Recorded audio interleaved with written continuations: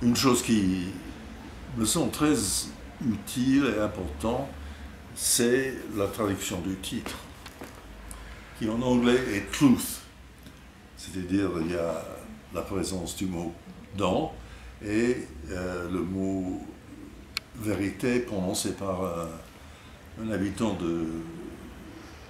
du sud-est de l'Asie, qui ont du mal à prononcer les R.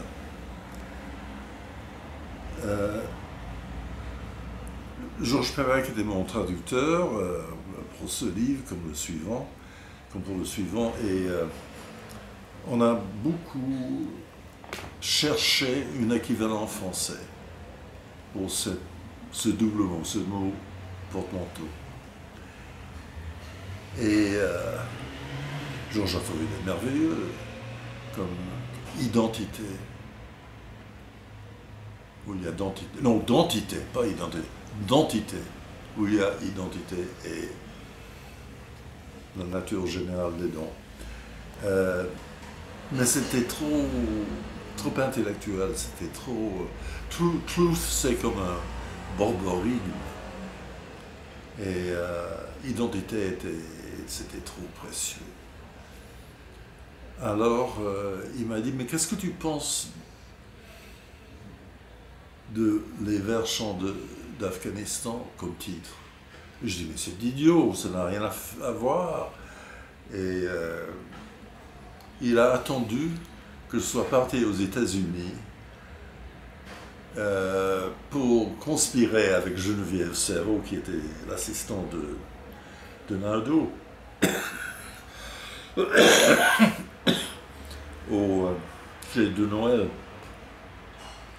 Et Georges m'a annoncé par lettre ou par télégramme, je ne sais pas, on a décidé de faire le titre, d'utiliser les vers chants de l'Afghanistan comme titre. Et je l'ai d'abord furax, qu'on ait fait ça dans mon dos. Et puis je me suis rendu compte, avec le temps, que c'était assez génial. Parce que le mot truth, le titre original, est présent sur chaque fois que tu tournes une page, il est de nouveau au-dessus de la page de droite.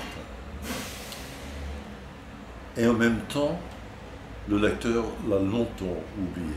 S'il est entré dans le livre, il ne se souvient plus du titre. Et puis à un moment, c'est dans une scène,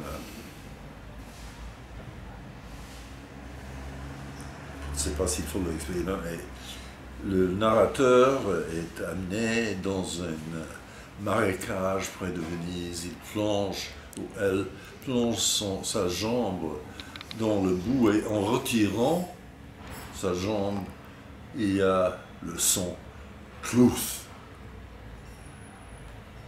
Alors le lecteur en ce moment reconnaît, il regarde en haut de la page, sur la page de bas. Et pour un instant, le livre devient un objet. Ce qu'il est véritablement, n'est-ce pas? C'est pas une représentation, surtout, certainement pas de ce livre-là, quelque chose qui arrive ailleurs. Il n'y a pas de... Oui. C'est une invention. Et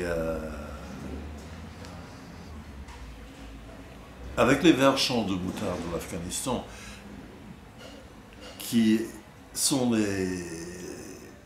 la dernière partie de la dernière phrase d'un chapitre beaucoup plus loin, non, avant, dans le livre, ça a le même effet. Le lecteur s'arrête, il se rappelle du titre, il regarde, et le même processus s'installe. Donc, c'est ce que j'appelle la traduction efficace. Il ne reste rien de l'original, mais l'effet est analogue.